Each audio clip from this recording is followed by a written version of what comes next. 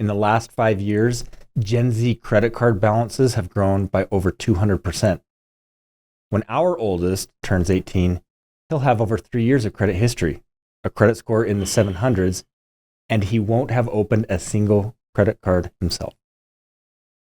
Most kids graduate high school with zero credit history. Zero.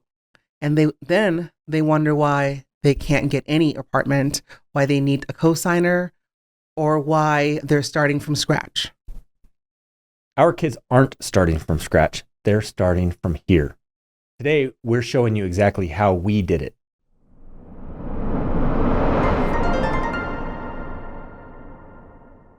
Welcome back to the Broker's Table, Legacy at the Table. If you've been following along, you know we're not just talking theory. We're showing you exactly what we do in our family. Today's episode might be the most tactical one yet. We're pulling back the curtain on something most parents don't even know is possible. By the end of this episode, you'll understand exactly how the Authorized User Strategy works, when to start, which cards to use, and how to track your child's credit legally and ethically. This isn't a hack. This isn't a loophole. This is how the system actually works and how wealthy families have been using it for generations. We are just making sure that everyone knows about it. Let's start with the basics. An authorized user is someone who's added to an existing account. They get a card with their name on it, but they're not responsible for the bill. The primary card holder is. Here's the magic. Most credit card companies report authorized user accounts to credit bureaus. That means the card's entire history, years of on-time payments, gets added to the authorized user's credit report. So if I add my teenager to a card I've had for 10 years with perfect payment, my teenager inherits that history on their credit report. Think about what happens when most kids turn 18. They have no credit history. To build credit, they need to get a credit card. But to get a credit card, they need credit history. Classic catch-22. The Authorized User Strategy breaks that cycle. By the time our kids are 18, they already have years of credit history. Then they can qualify for apartments, car loans, even good credit cards on their own merit. Isn't this gaming the system? No, this is the system. The system doesn't care about you and me and the kids. The system doesn't have values. The system doesn't have favorites. Mm-hmm. The system just has features, and those who understand the features of the system become the winners. Mm-hmm. So I feel like this strategy is one that is often overlooked, but it is a winning strategy. But again, people win when they know the system and they play it responsibly, right? So this strategy isn't going to work if you're bad with your credit card or if you miss payments. One thing that also comes to mind is the fact that you're simply paying attention. You're paying attention to what's out there and how you can use it to benefit you. And you've found a system that actually helps you increase your children's future benefits, not just yours, but using what you have now to make sure that you're setting them up so they can succeed. And I think ultimately as a parent, that's what we want to do. We want to see our children be successful in whatever it is that they want to do. So if you have ways to help them, which is what we're doing, we're hoping that by teaching them, they'll be able to get there and start. And then it's on them to make the best use out of it. And then it's on them to now teach the next generation. And this is what we're focusing on, is generational wealth. We want to see this compounding over and over every generation. So it does start here, and I do appreciate that. And there are no hacks, right? This is not a hack. Yeah. This is part of a disciplined approach. So this whole conversation that we're having in all of these episodes, the entire concept of Legacy at the Table is a disciplined approach that involves children, involves the whole family, and it requires teaching and patience and discipline and responsibility. So this is not an easy fix. This is just a piece of that disciplined approach. Right. And it is one thing out of a plethora of things that we want to teach our kids. But this is the one that allows them to have the greatest comfort in their future, being financially responsible, being aware of how to use what's already in front of them.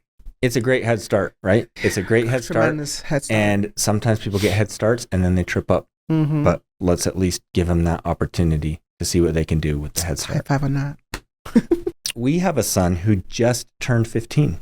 Yes. So here's what we're going to do. We're going to call the credit card company and model how easy this is. Okay. Stand by. Welcome to Costco Anywhere Visa Card. This call may be monitored or recorded.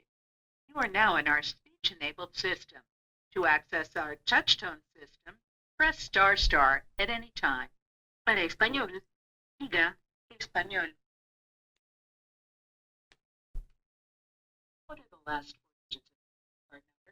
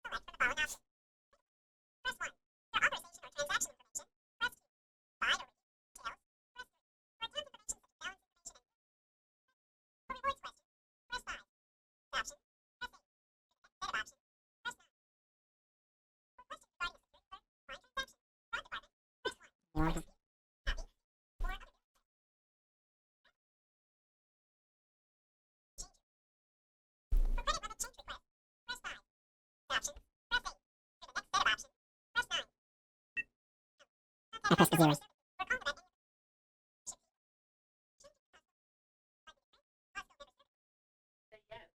Otherwise, you will continue customer service. That's your Costco credit card. While I get someone to help you, what's your security word, which may be the first live concert attended?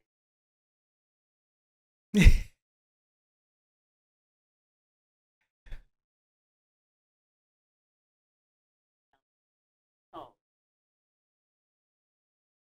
Thank you for calling.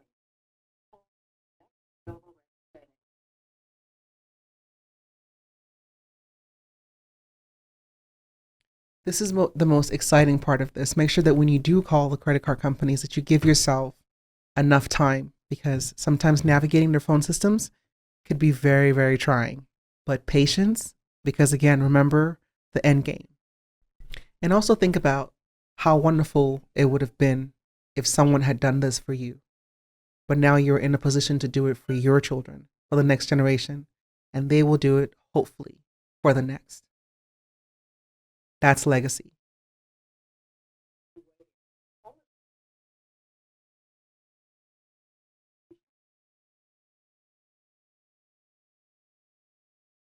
We're sorry.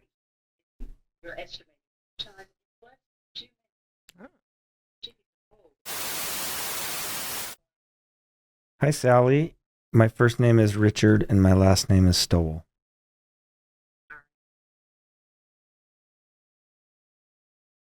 And how can I help tonight? I wanted to add an authorized user, and so I'm wondering if you allow authorized users on my Citi card account.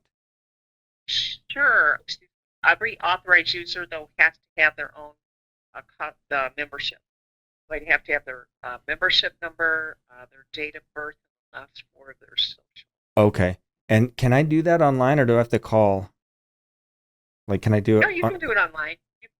Yeah, or you can do it with us. Either one. Okay. Whichever's better. So Costco membership and Social Security? Social Security and date of birth. Date of birth. And their cell phone number. Okay. And how young can an authorized user be? I believe it's 18 because they have to be old enough to get a Costco membership. Got it. Okay. Awesome.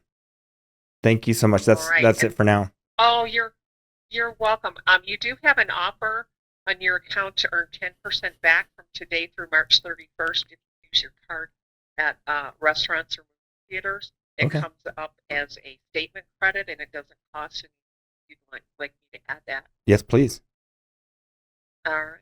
Free money is always good. Absolutely. I'm going to text you the disclosures. If you could just click on the link when it comes in, and then at the bottom,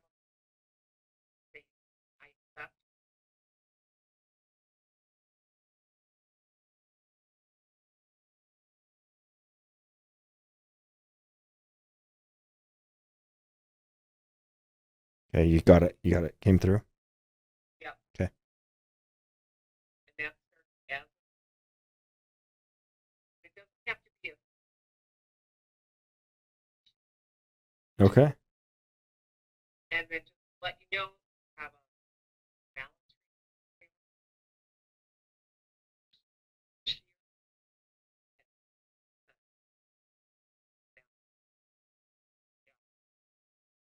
Okay. Yeah. All right.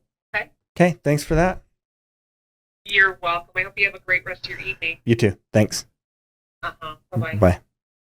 Sounds like you can find out a whole lot more by just calling your credit card company. So we recommend that you all take that inventory, call and see what offers they have for you. So that was a perfect example of us calling on one of the cards that we have and finding out that it's not beneficial to our kids that are younger than 18. But for the kids that are 18, that's a perfect place for them to start. Now, not every card is good for this. You want a card with 1, a long history of on-time payments, 2, low credit utilization, meaning you don't use more than 30% of the limit, and 3, a card that reports authorized users to all 3 credit bureaus. Call your card company and ask, do you report authorized users to credit bureaus? If they say no, that card won't help your child with their credit report. We specifically chose cards with the longest positive history. One of our cards is over 12 years old with 0 late payments. That's the one we use. Different cards have different age requirements. Some allow authorized users at any age. Others require 13, 15, or 16. Check with your specific card company. We added our kids as soon as the card allowed. The earlier you start, the longer the history they'll have by 18. And here's what some people miss.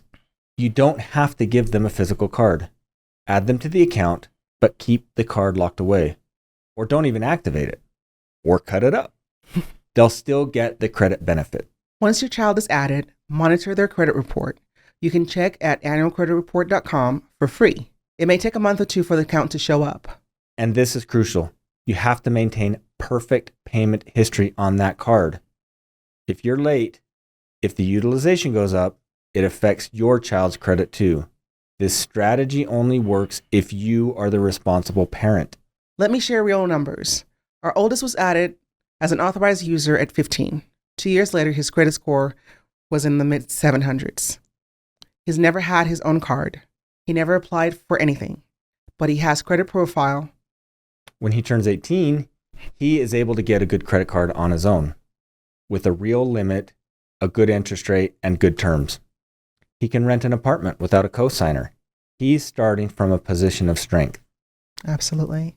Compare that with his friends who will have no credit history, same age, completely different starting points.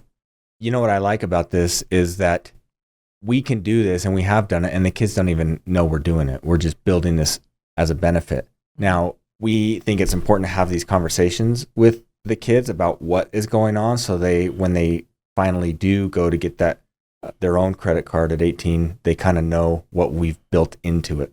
And why it's there, right? Yeah. Not only what we've built, but they know why it's important. That's the whole point. We're doing the work now so they have options later. Some people ask, isn't this gaming the system? Here's how we see it. The system exists. The rules are what they are. Wealthy families have been using this strategy for decades. We're not breaking rules, we're following them strategically. And now we're sharing the playbook with everyone. If your own credit has issues, this strategy might not be right yet. Adding your child to an account with late payments or high utilization could hurt their credit, not help it. In that case, focus on improving your own credit first, or ask a family member with excellent credit if they consider adding your child to one of their cards. What if my child misuses a card? Well, don't give them the card. You can add them to the account without ever handing over plastic. Or activate the card and keep it locked in a drawer. Or my favorite, cut up the card. As they get older and more responsible, you can give them limited access, but the credit benefit works whether they use the card or not. You know what I like doing sometimes when we go on vacations? We do let the kids spend from their card as an authorized user so they can just practice swiping the card, seeing what the price is, double checking the receipts, making sure things work. So we're not spending any more money. They're not spending any more money than we otherwise would have, but they're sort of getting a practice for what it is like to spend on credit. When I was in college, I didn't even know how to use an ATM machine. Well, ATM, right? I remember going in, this is before it started taking cash. Before you had to put your money in an envelope. So I was just lost. I didn't know what to do. So I inserted my cash without the envelope. And then it occurred to me. And then I had to call the bank because the bank was closed that day. And I had to call them to kind of figure out, like, did my money get to the right place? And I probably think that I was probably one of the people that made banks, change their option to just inserting cash as opposed to like putting things in the envelope. So that's what we're doing for our kids. We're teaching them these steps, not just showing them what to do or getting them credit cards, but we're actually going through the supermarkets with them and showing them how to use the kiosk or how to talk to the teller or how to talk to the cashier and how to also know how much to get back in return. Yep. And that's confidence. And when our kids get older and they have to go out into the world themselves and figure these things out, that confidence is going to go a long way because we know that there will be people who try to take advantage of them because they can spot the newcomer or the person who doesn't exactly know how the payment system works. Correct. And so giving them that practice builds their confidence. And so that when they go and do this on their own, they're masters at it. And they're absolutely independent. Here's what I want you to do this week. Step 1. Inventory your credit cards. Which ones have the longest history? Which have the best payment record? Which report authorized users? Step 2, call those card companies. Ask specifically, do you report authorized users to credit bureaus? What's the minimum age? Step 3, if your children are old enough, add them. Do it this week. Don't wait. Step 4, in the workbook, complete the credit building plan worksheet. Document which child is on which card and when you added them. The Authorized User Strategy is one of the most powerful tools you have as a parent. It costs you nothing, but it gives your child a tremendous advantage. Most families don't know this is possible. Now, you do. The question is, what are you going to do with this information? Next week, we go deeper into credit. Episode 6 is about teaching kids how credit actually works, the mechanics, the math, and the mindset they need to use credit wisely. Because giving them good credit isn't enough. They need to understand it. They need to respect it. That's coming next. Until then, take action. Add your kids. Start their credit journey now. Because legacy isn't accidental. It's built on purpose. The content shared on The Broker's Table, Legacy at the Table podcast is intended for educational and informational purposes only. While we discuss principles, strategies, and real-life experiences related to finance, family, and faith, watching or listening to this content will not make you rich or guarantee immediate financial success. True growth and lasting results require consistent effort, discipline, and wise application of the knowledge gained. The insights provided are meant to guide, inspire, and equip you to make better decisions over time, not to serve as quick fixes or promises of instant wealth. We encourage viewers to thoughtfully apply what they learn in ways that align with their personal circumstances, values, and long-term goals.